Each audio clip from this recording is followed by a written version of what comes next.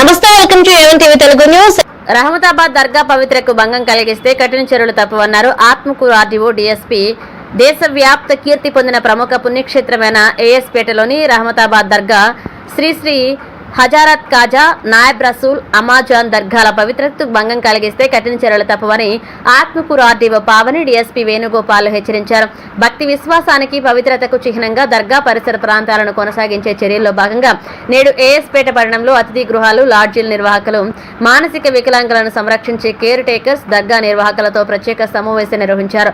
ప్రభుత్వ నిబంధన ప్రకారం ప్రతి ఒక్క లాడ్జీ మరియు అతిథి గృహాలలోని రూములు తీసుకునే వ్యక్తుల వివరాలను వారి ఆధార్ కార్డు, వారి గుర్తింపు కార్డులతో తప్పనిసరిగా నమోదు చేసుకోవాలని తెలిపారు.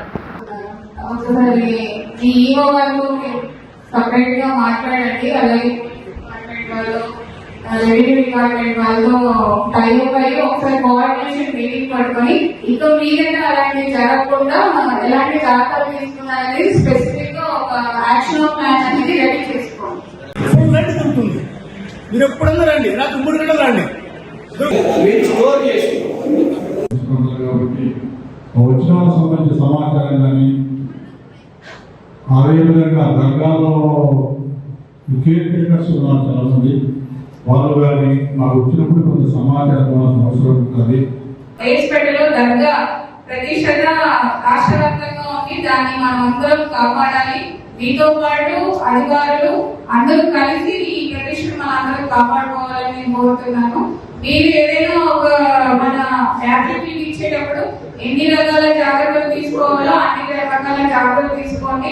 ఏదైనా అనుమానాస్పదంగా ఉంటే వెంటనే police and panchayat, revenue department కూడా ఇన్ఫర్మేషన్ ఇచ్చి మళ్ళీ ఇలాంటి సంఘటనలు జరగకుండా ప్రతి ఒక్కరు జాగ్రత్తలు తీసుకోవాలని కోరుతున్నాను. ఈరోజు ఏఎస్పేట దర్గా విషయం సంబంధించి ఆర్డీఓ మేడం ఆత్మూర్ గారు, సంఘం సిఎంఆర్డి గారు, సంఘం ఏఎస్పేట ఎస్ఐ గారు, అదేవిధంగా ఏఎస్పేట ఎంఆర్ఓ, ఎండిఓ గారి మరియు ఏఎస్పేట సంబంధించిన దర్గా సంబంధించిన హౌసెస్ రెంట్కి ఇచ్చేవాళ్ళు, లాడ్జ్ ఓనర్సు, దర్గా కేర్ టేకర్స్